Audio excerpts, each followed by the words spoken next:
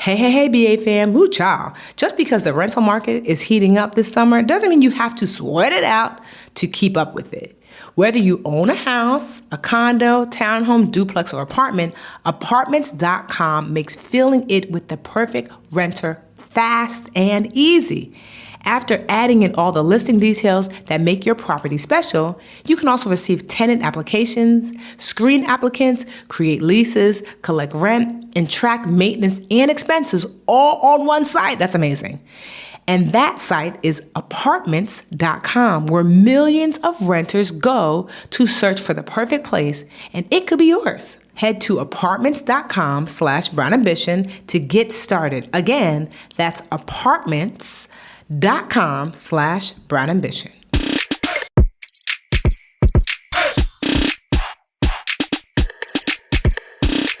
Hey, we're back. We're extra, well, not black, but extra brown ambition. Ambition. Welcome, BA fam. I'm so excited because we have one of the OGs in the game on Brown Ambition today. You know, y'all always want to call me somebody's auntie. Not you, 30-year-old. You tried it. But I will say Ramit has been in the game longer than me. Let me tell you a little something. First of all, let me tell you how I was introduced to Ramit. So y'all knew I grew up in a household where my dad talked about money to my sisters and I. Happy Father's Day just passed. And he born and raised in Nigeria, super immigrant household. It was like Nigeria in the house and like America every place else. And I can distinctly remember my older sister, Karen, going to school, college. She went to Rutgers and coming back like one summer, maybe it was her freshman year, and her being like, because, you know, we listened to my dad, but who's trying to listen to your parents? And she was like, oh my God, I have this book and he knows exactly. She's like, it's a money book, but it's like he grew up the way we grew up with like these immigrant parents. And you're like, what are you talking about? She was like, he's really funny. And I remember this thing. And I have, if anybody knows me, I've got the worst memory possible. And she showed me, and it was, I will teach you to be rich. And she was like, he's walking me step by step of how to manage my money, because she had like messed up all of her finances and she did Cutco knives. Sorry to put your business on blast, Karen, because she listens. Oh, well, girl, it was a long time ago. She did Cutco knives, child.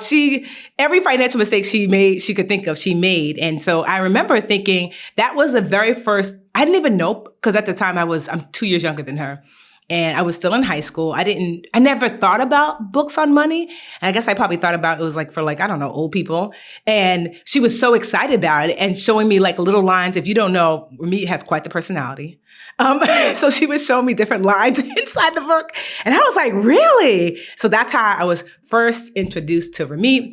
Ramit is the host of Netflix's hit show, How to Get Rich, and the author of the New York Times bestseller, I Will Teach You to Be Rich. Ramit is known for his unconventional insights on money, psychology, and his no-nonsense approach to designing and living a rich motherfucking life. Okay. He was born in California to Indian immigrant parents. He attended Stanford. Oh, he's a smarty. That's why I forgot about that, on scholarship, where he studied technology, psychology, and persuasion, earning undergraduate and graduate degrees. Ramit began his company, I Will Teach You to Be Rich, from his college dorm room in 2004. His goal was to reframe the way we think about money. So in 2009, he published his first book, I Will Teach You to Be Rich, which quickly became a New York Times bestseller and cemented his reputation as a leading voice in personal finance. Ramit also hosts a popular podcast called I Will Teach You to Be Rich, which features real couples sharing real stories with real numbers from behind closed doors.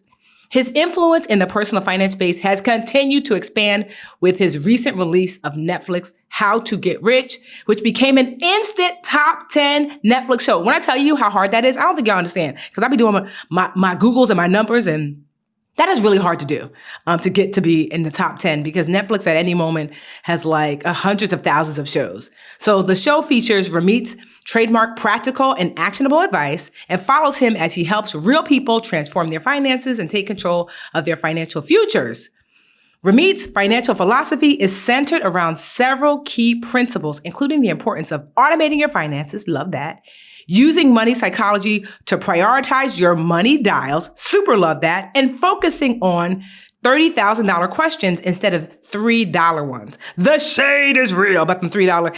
I feel so bad for the latte guy. I'm not going to say his name because we're not going to shade him, but that poor latte guy, I mean, it was, at the time, it seemed like a good idea. Anyway, we welcome Ramit to the stew. So welcome to the stew, Ramit. Thank you so much for coming. Thanks for having me. It's great to be here. Yeah, I'm so excited. I don't think I've ever met you in person, just via social media. Is that right? Yeah, I'm looking at you, I'm like, no. FinCon? No, not even FinCon. No, I don't think we were ever at or if I was at a FinCon back then, I knew of you, but I didn't know you, so. Oh, man. Well, It's a pleasure to see you in person. Oh, this is awesome. So, well, one, I want to take it back to 2009, right? What made you write this book, this funny, helpful book when no one was writing books to young people about money? What was the impetus to all of that? Honestly, one of the biggest reasons I wrote it was I was getting the same 10 questions every day of my life. I was like, I don't want to answer a question about a Roth IRA anymore. Here's the book. It's going to answer your question, and it's going to actually show you the 30 other questions you really should be asking. So that was one reason. I had started my blog in college, and I started it not because I had some grand master plan. It was that I'd taken some of my scholarship money, put in the stock market, lost half of it, realized I wasn't as smart as I thought. And as I learned about money and I was studying human behavior, persuasion, psychology, I started developing my own point of view on money. And so when I tried to teach my college friends about personal finance, they all were like, yeah, that sounds cool. And then they would never show up. And this was free classes that I was giving away. And I did that for a year and a half. Nobody came. It was very demoralizing when you have something that you feel the world needs to hear, but nobody is listening. And I realized this was a very pivotal moment. I could just give up, but I was a little arrogant. I was a 20-year-old kid. I go, they need to hear this. Maybe I'm not sharing it in the right way. Maybe college kids don't want to come to events about money, even if they're free.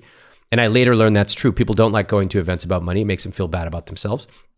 So I started a blog, spent 5 years plus on the blog, every day writing, treating it like a lab. And by the time it came time to even think about doing a book, I had talked to hundreds of thousands of people and really refined this system for saving money automatically, for investing, even knowing how to calculate how much to save for a wedding or buying a house or a car. And those things I was ready to share with the world. Oh, that's awesome. So were you approached about the book, or is that something you pitched? I was approached at the time around 2006. There were some publishers who started reaching out. One of the things I think I have a skill that just, I don't know where it came from, but I'm very patient. I'm not in a rush for anything. So I knew, if you come knocking on my door, you're probably not the kind of person that I want to publish my book. I was very patient, and I had built some relationships with people in the publishing industry. I had interned for Seth Godin. And so I made friends with his agent, and I called a lot of people and asked, should I write a book? Should I not? And a lot of the advice, the same advice I give people now who are thinking about writing a book is, I say, slow down. Write a book when you're absolutely ready. When you feel like you have to write a book. Be clear about why. It's not so you can see your book in a bookstore. That's a sort of very surface level goal. I had something that I knew the world needed to hear. I had refined it over years. I didn't care about money from a book. In fact, I took a pretty small deal. My publishing deal for I Will Teach You to Be Rich first edition was quite modest. I chose a publisher that paid less, but I chose them because, just like me, they are known to invest for the long term. So 80% of their sales come from the backlist. That's exactly what I wanted. And so that is how I decided to sell my book in 2007, and I started writing it for the next 2 years. No, I love that. Because honestly, your book was one of Tim Ferriss. I remember telling because same, I was like, the money's cool, but I make plenty of money externally, so, and I also knew enough to know that, very few people get quote unquote rich off of books, just because people don't know that even if you get, like, I got a good size, like my deal was a pretty decent size, but it was over 2 years. I'm like, I make more than that, in a few months. So it wasn't the money. It was because I'd been approached prior, but it was also, I just was like, I wasn't really sure about what I wanted to say, and I didn't want to just be talking to be talking. And so finally, I was ready to do my book. So one thing that you are known, I don't know if you're, well, I'm sure you're known for this, is that you like to shake the table, right? Ramit Me? is like, yeah. What do you mean? I'm a little teddy bear. What are you talking about? I'm known as the greatest Indian teddy bear online. What are you talking about? Ramit loves to shake the table. And what I love is that you're not going to back down from like, you're like, I said what I said, and this is why. So well, I would like to. Wait, hold on. Why would I back down when I'm right? What are we talking about? See, look at the teddy bear coming out with the razor blade behind his back. And so I would love to talk about some of the things that people push back the most with you on as they're listening. And and then how, like, why is this so there's something for me, for example, I've been doing a lot of research on the racial wealth gap and like, how did we get here? And so for those of you who don't know, the racial wealth gap, typically when they think the racial wealth gap, they're thinking the gap between white families and black families, which right now is like for every $1 a white family has, a black family has. Well, for every $10 a white family has, a black family has $1. And figuring out, like, how do we get here? And one of the components that they cite as being part of the reason why there is a racial wealth gap is a lack of home ownership in the black community. And also too, not just lack of home ownership, but also that homes are devalued. Like, just go look at Brooklyn, when it was like black people teeming there, homes were worth nothing. Like, I live in Newark. I mean, that's why I don't like to pick up my phone, because every second someone is calling me to buy my home, which lets you know that gentrification is well on its way. But, Newark is still largely black, but when that changes, the value of these homes will totally change. So anyway, I know you have this thing about like, you don't need home ownership to grow wealth. So I'm just curious about like, just because as my studies, I'm doing research about like home ownership being cited as one of the reasons why there isn't wealth in black and brown communities. Like, what is your theory on like, well, you don't need home ownership. Is that because home ownership, maybe that was well, you tell me, like, why is it that you push back on home ownership?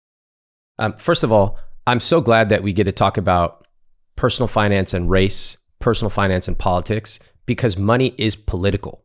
And that is one of the biggest things that I get pushed back on, which is I literally have, some dude wearing Oakleys telling me, stick to finance.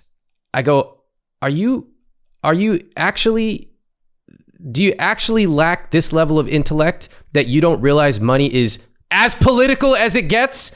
The reason housing is expensive is political. The reason healthcare is expensive is political. The reason you drive a big ass truck is political. It's not just that you like the truck and it's got a Hemi engine. No, it's political.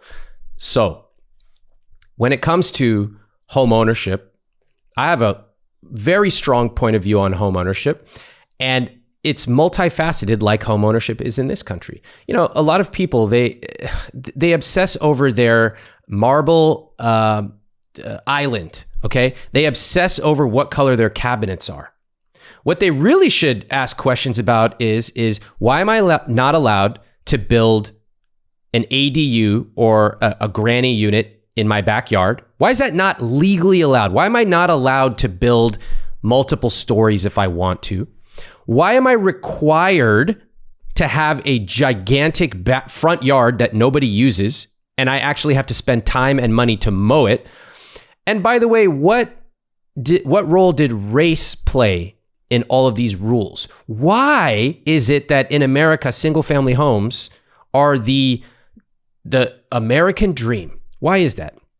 And most people have no idea. They never thought about this. They'd rather think about the color of their cabinets.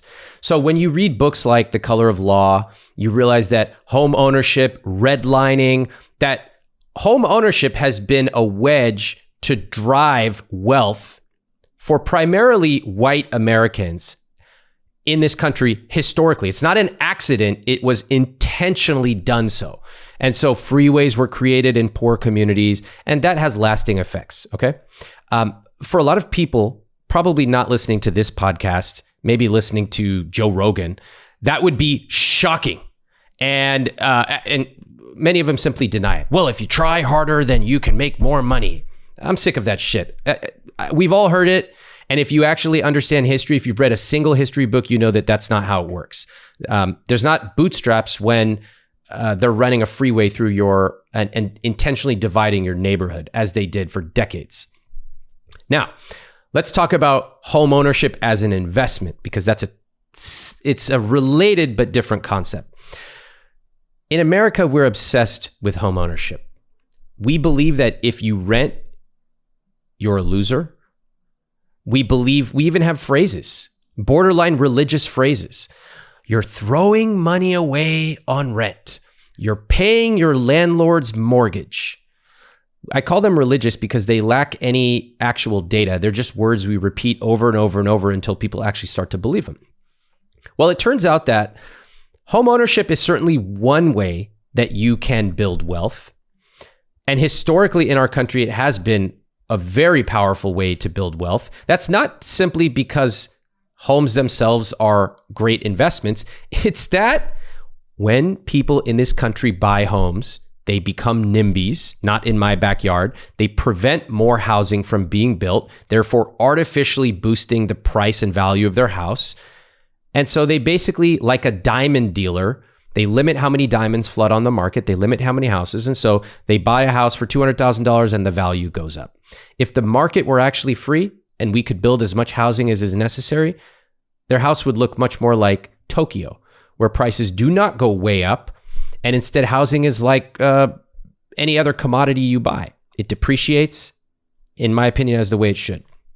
So the thing that people find controversial is that I say you should run the numbers on the biggest purchase of your life. And sometimes renting can be a superior financial decision to owning a house, which in my case, it absolutely is. No, and that makes sense. Because because people are like, I know they're like, Tiffany, you bought homes. I'm like, yes, but the caveat, y'all remember that I purchased the home I'm living in now. It was a foreclosure, had been foreclosure for like a year. And so I bought it directly from the bank. It was at the time worth like $300,000. I bought it for $180 cash. So I did not have to worry about like renovating or whatever. And then I put $180 into it. So that brought my investment to $360. So it was worth about, I think I said $300, I think worth like $360, $380. So I bought it really cheap. I didn't have to worry about a mortgage. Newark, where I live, it has the lowest taxes in Essex County. So my tax at the time, I want to say like $7,500. So I was like, okay. And now I didn't have a mortgage. And now the house, because everything was so crazy, is worth, like $500, $520. Especially now just because, everyone's trying to gentrify Newark. And then I purchased another home almost around the same time, directly from the city, a tax deed for $10,000. And I put $130 into it. And I recently just sold it for $295. And so, but those are not, I tell people that obviously that those deals are not available all the time. But to your point, I try to be patient because I have to run the numbers. I did not run the numbers on my first property when I was 25. I bought a condo for $220. It went up to $225. And then I bought it in 2006. And then the market just crashed and I lost it to foreclosure. And so I learned from that, up until then, from 2006 to like 5 years ago, I was still renting until I found something that was going to make sense for me, to purchase. So that's pretty interesting. I like that you are encouraging your listeners to run the numbers. And I want to share some numbers from my own example as well. So I've lived in San Francisco, New York City, and LA, and high cost of living cities and high cost of living neighborhoods within those cities. I like to live in a nice place. And I could go and buy a house today cash in any of those cities. I choose to rent. So when people hear this, it's like somebody telling them the sky is green. They're like, wait, the I will teach you to be rich guy rents? And they're shocked. Why? Because again, in our country, deep down, we believe that owning is for successful people and renting is for losers. And so when they look at me, they go, well, this guy has a show on Netflix. He's got this best-selling book. How can he rent? That's a moment where they start to question some of the beliefs that have been passed on to us for generations. You gotta own a house. You gotta build equity. So let me tell you, when I was living in New York, I kept an extremely close eye on real estate values, okay? A couple of things I want to share that might surprise people. First off, my rent dropped 4 times in 11 years. Okay. Yes, people in America think rent only goes up. Wrong. Just like the price of anything, rent is governed by supply and demand.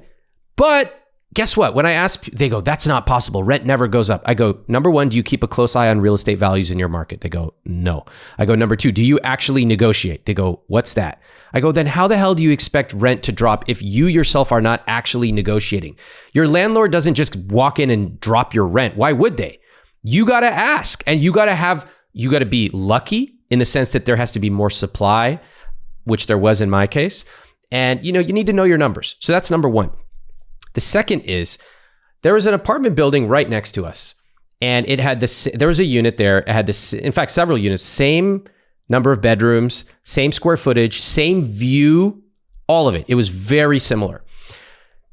Let's just say that I was paying $3,000 a month in rent, just as a hypothetical example. It would have cost me 2.2 times as much to own than it cost me to rent. So in other words, it would have cost me over $6,000 a month to own that place when I factor in all the phantom costs, taxes, maintenance, interest, opportunity cost of my down payment, all the things that people never consider.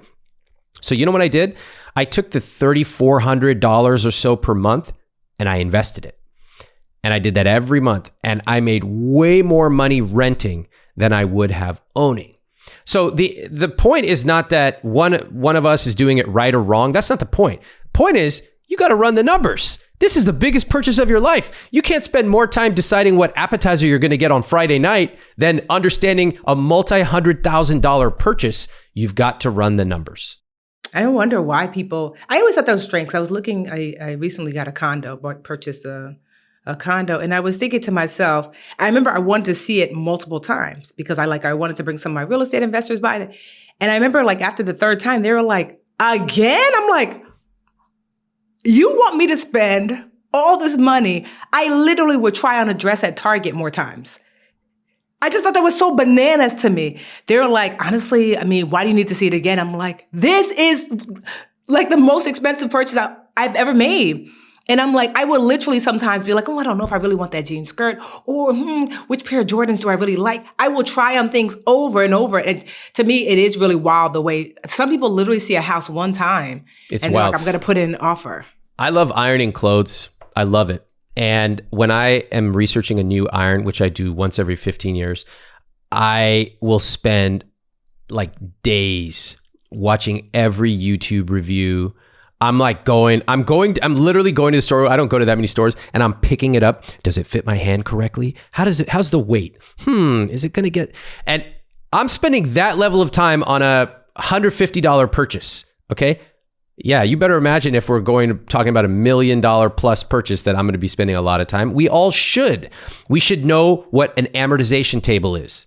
Nobody knows what that is. Most people go, oh, I'm building equity. I go, have you ever looked at an amortization table? Have you ever realized that in the first roughly 10 years of owning, you're primarily paying off interest?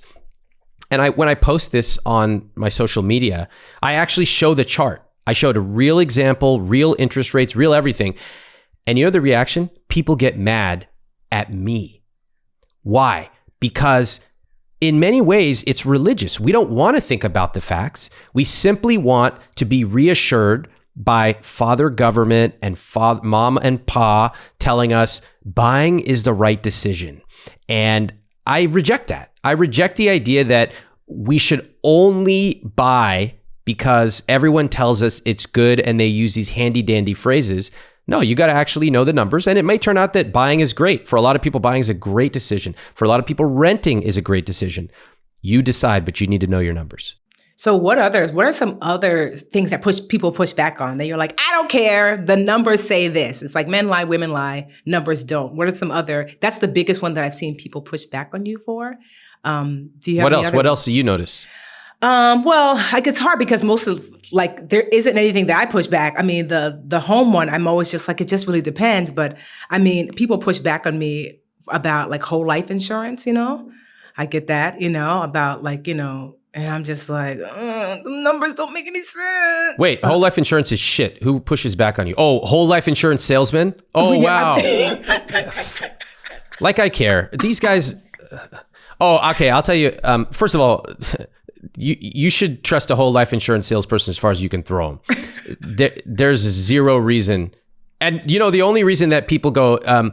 whole life insurance is great if you're really wealthy. I go, I have a lot of money and it's not even good for me. Yes. So please give me a break.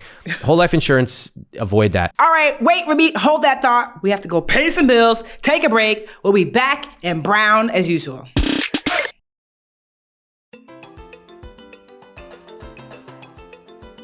For a limited time, Sweet Deals is offering qualified listeners the vacation of a lifetime. An all-inclusive 5-day, 4-night stay in a suite for just 2 adults and up to 2 children in Cancun, Mexico for just $299. This opportunity is valued at more than $2,600. That's right, a $2,600 vacation for $299, and it's all-inclusive, meaning all your food and drinks are included. Attendance is required at a presentation for Vacation Club ownership, but who cares? There's no purchase necessary. And you have a 30-day money-back guarantee if you change your mind. Do not miss this exclusive luxury vacation offer from sweetdeals.com. $299 for 4 nights at an all-inclusive resort in beautiful Cancun, Mexico. Go to sweetdeals.com right now and snag this once-in-a-lifetime offer. That's sweetdeals.com.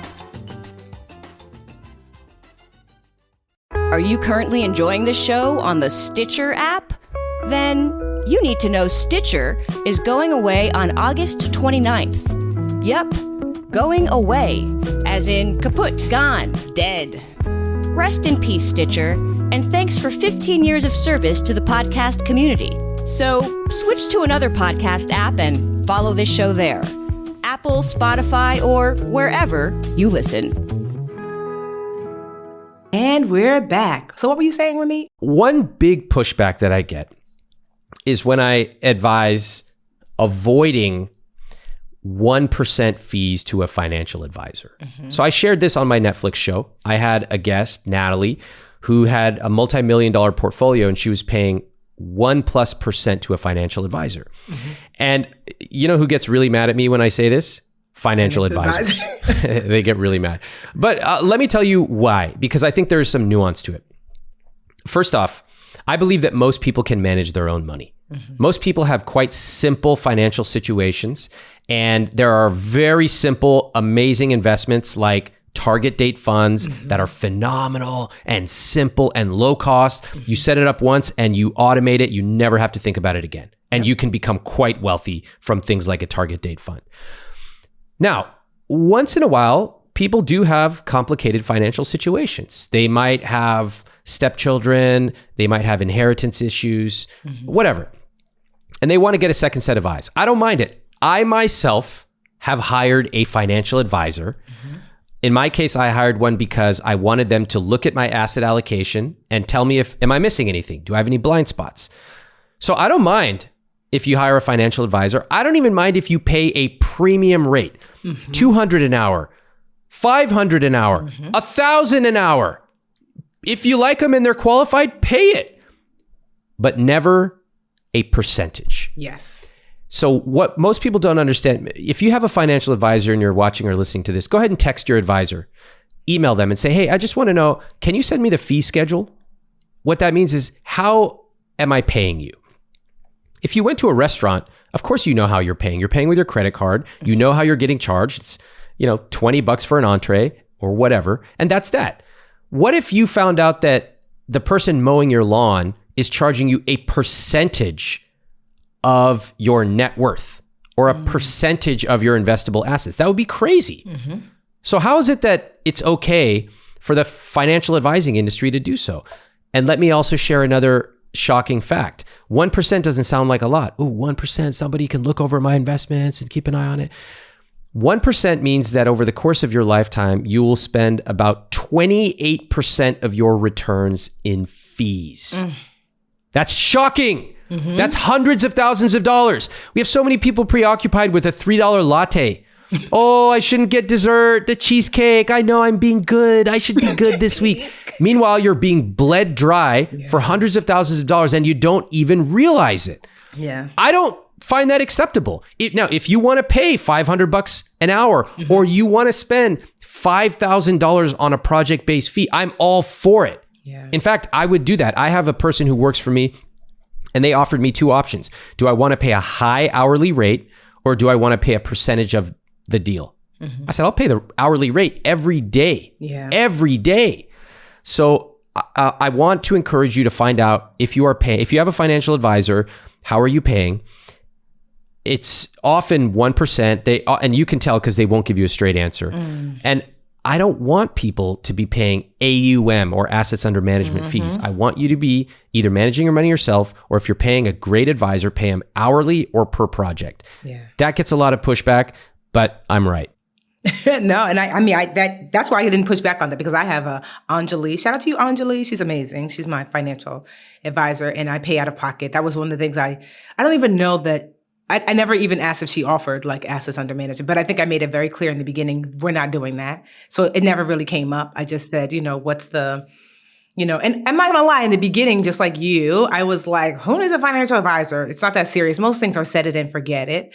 But I just got stuck in a space where I'm like, I'm really good at making money, but I didn't really know like, what do I do now that it's building and building and building? I wanted to understand like where's the best place to place my assets in a way so I wouldn't have to work by the time I was a certain age. And so Anjali was pivotal for me. And so I'm really grateful that I hired her. Maybe I want to say like 4 years ago, especially after my husband suddenly passed away. I don't know what I would have done without Anjali, because she knew where everything was, like he had a pension, which is very rare because he worked for the city of Newark. And so the paperwork for the pension is like, it doesn't even make sense. It's Latin, but somehow she speaks Latin. So she knew, like even before they knew, she's like, no, you are supposed to get this. This is supposed to go for your stepdaughter. This is supposed to, and so she just was. So it changed my tune about financial advisors, because I was reluctant even to hire her, because I just felt like you're paying someone to do something you could probably do yourself. But, and I still think the average person, to Ramit's point, doesn't necessarily need one. Or if you do, start with an hourly, and just so someone can look over your things and you could say, oh, thanks for that information. So Anjali doesn't just look at my personal finances. I've also hired her to look at my business things. She's kind of like a last set of eyes, because she's a CPA as well. And so it allows me to use it as a business expense. So I don't even have to pay out of pocket for her, which is great. But yeah, so that wasn't to me like I guess maybe financial advisors would be mad, but I'm trying to think anything else I see people, because Ramit be on Twitter on fire. Okay. He does not care. I love that, because I am somebody who cares. I am pretty good at Twitter. You are good at Twitter. I keep waiting for one day when there's going to be an actually intelligent troll that comes after me. I've been on it for about 15 years and I'm like, anybody out here? You know what? I'll tell you this though, because the internet rule is like, don't respond to trolls. And I respond to like every single one. But I'll tell you, because it keeps me sharp. I do like to hear the other perspective. And it's true. Hey, maybe there are things I haven't considered. Maybe there are elements of an argument that I haven't considered. So I do want to hear that. What unfortunately turns out to be the case is I just typically hear from right-wing anti-vaxxers who think they're smart, but have never actually, looked at a number or a piece of data. So it becomes less interesting, although quite entertaining. Well, let's switch over. Let's talk about your Netflix show. So when it came out, I was like, amazing, because I'd heard buzz through the grapevine, because when I was doing the documentary, congratulations for that, by the way. I saw that. I reached out to you. I said, "Wow, I know you did." That was so cool. Yeah, I was really happy for you. Yeah, thank you. No, it was a lot of fun. I don't know. I wasn't sure if I would want to tape something, just because I was nervous, like, am I going to enjoy it? Is it going to feel like too taxing on top of, because you have a business too, you're already busy. So I was nervous, and it wasn't just me. Obviously there was 3 other amazing financial educators. So it didn't feel super overwhelming. I want to say it was about 1.5 years of taping.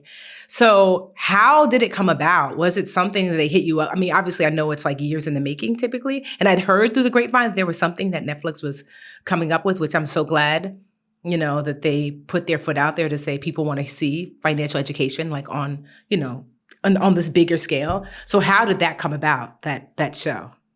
Netflix emailed me. Okay. And I still remember where I was. I still remember the email. And they reached out and said, hey, we'd love to set up a meeting and discuss, some possibilities. Do you have representation or should we communicate directly? And I remember going like, what's representation?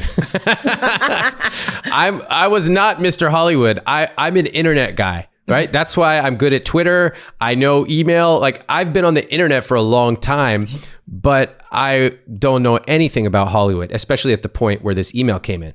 So I actually didn't even believe it was from them. I went up to the from line and I clicked it so it would expand, and it said at netflix.com. And I was shocked because often the emails come from ambulance chasers and production companies and other folks, but this was directly from the network. So I took it downstairs. I took my phone. I showed my wife and I was like, I don't even know what to say. And she's awesome because she said, what do you think? And she just let me talk. And I kind of talked out loud. Okay. And here's what I was feeling at the time. I was feeling, number one, really surprised. I'd never, ever planned to be a TV guy. Never. Okay. I never woke up saying, I want to be famous or I want to be on TV. I like helping people live a rich life. I like telling jokes online. I like my readers and my students. I love them and I love my team. That's what I know.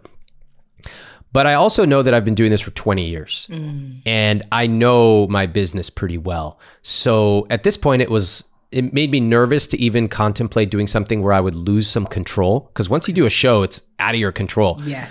But at the same time, it was like, wow, I could take my message to a massive audience. I look around on the street, whether I'm in LA, New York, wherever, and most people don't know the concept of a rich life. They don't know how I talk about it. And I think they should. And so I said, all right, at least I'm going to take the call. I'm going to take the call. And I got on a call with them and they were very pleasant. They were very flattering. They're like, we know your work. We read your book in the office. In fact, we hand it around. And I was like, let me stop you right there.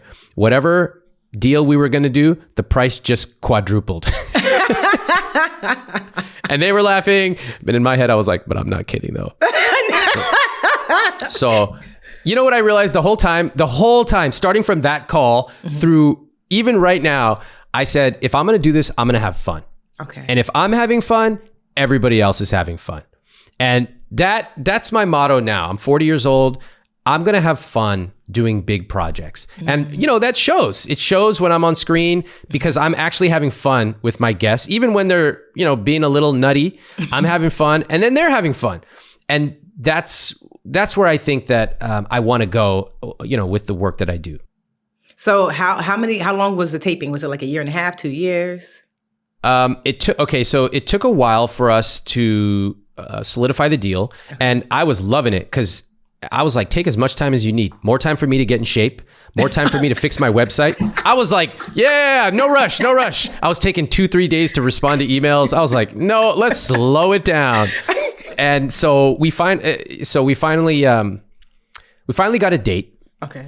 We were going to start shooting. My wife is a personal stylist, so she agreed to help style me for the entire show. Awesome. And I remember going in, I was getting some pants made. I really love clothes, by the way. So I love spending money on clothes. I have a few things I call money dials, the things where I really love spending and turning that dial up. We all have money dials. Yes. One of mine is clothes.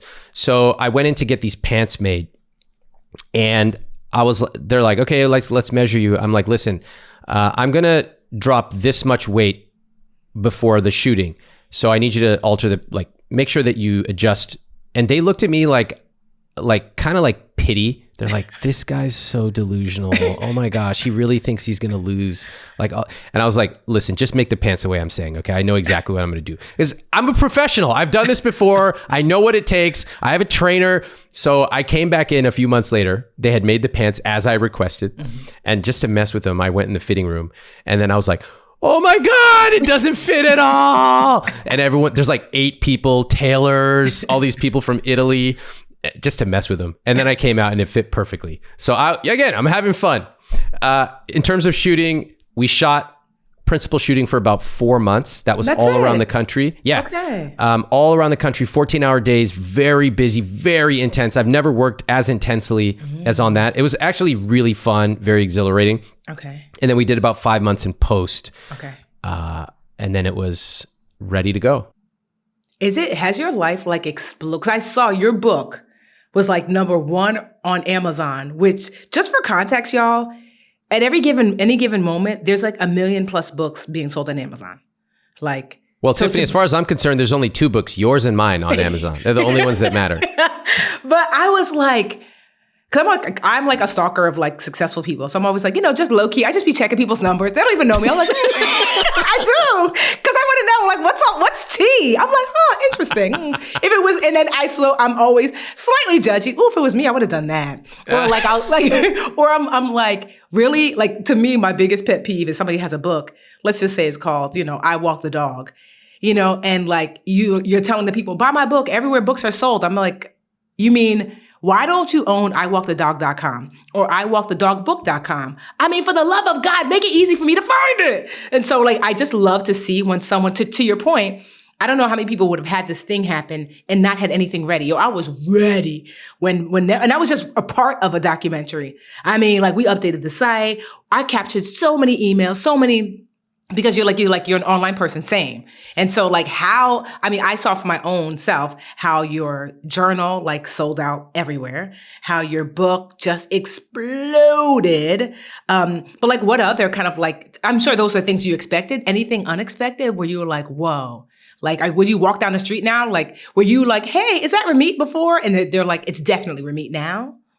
Yeah, I think a lot of things changed in a really positive way. I'm very thankful for it.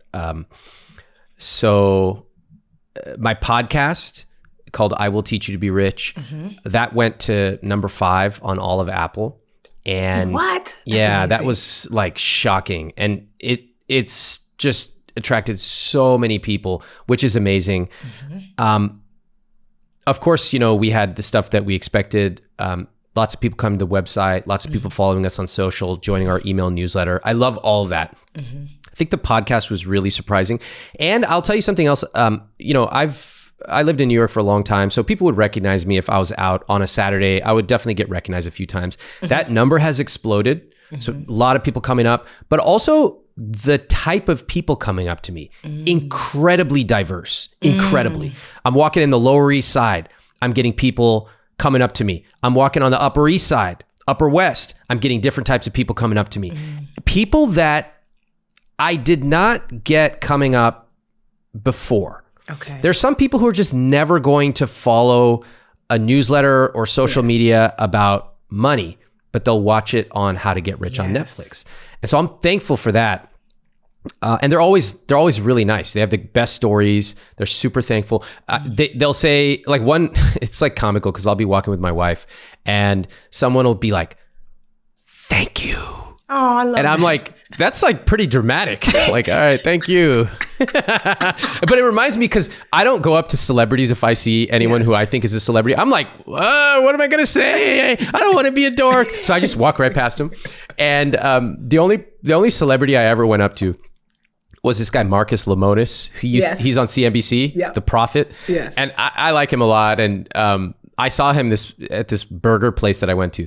And I was like, oh my God, it's Marcus Lemonis. And my wife's like, you got to go take a picture with him. I'm like, no, I can't. And he was in a place, like it was a public place. He was meant to be greeted. He was promoting one of his businesses. Okay. So I went up to him and I was sweating. And I was like, Marcus, I'm such a fan. I watch your show every week. And then can I get a photo? And I did exactly what other people do. So you know what? I turned into like a blubbering idiot. And that's why I have so much respect for anyone who comes up. Yes. Because I'm like, that takes a lot of courage. It does. I don't have that courage. It does. So anyway, thanks to everyone who watches and listens and follows. I love that, honestly. That's probably my favorite thing because I'm a people person. So I love that people come up there. I mean, my audience is on purpose largely Black women, and they're just like the best. Because they're like, girl, I love you, girl. I'm like, love you too. And so they're so supportive. So every once in a while, though, it won't be like it'll be a white guy that comes up to me. And I'm always shocked, like, what? That's cool. But how did you find me, Timothy? Is your wife black? Timothy goes, I listen to Brown Ambition. I know. And you'd be surprised. I honestly, so that's been happening more and more, like, which is so crazy because, I mean, I always say I don't turn anyone away, you know, but I started this work specifically because I'm like, there's a gap here and I needed this. And so, yeah, no, I think that is definitely my favorite part. It's just like knowing that your work is getting out there and that people who likely would not normally be touched and moved by it get moved and touched by it. So I love that. I love that. And I also love the representation. Like when I was in Vegas recently and there was an Indian family that came up to me. And I just loved it because there were two parents and they had their son and daughter. And when I grew up, when I was a kid, there were no Indian superheroes that I knew of. Superhero was like Clark Kent, white guy with big muscles. And I didn't see anyone who looked like me. And, you know, we know what representation is and why it matters. But as a kid, you don't realize, you just internalize like, it's big white guys that have muscles. But me, I do spelling bees. Yes. Okay. And I did spelling bees and I dominated and that was great. But it wasn't until my 20s where I finally realized if I want to change my body, I can. And I can learn how to eat differently and work out differently. And I can get help from friends and trainers and stuff like that. So I think it's cool. I love seeing this Indian family come up and say hello and take a picture because their kids, who were probably 12, see a guy, they go, this Indian guy's on TV. He looks like me.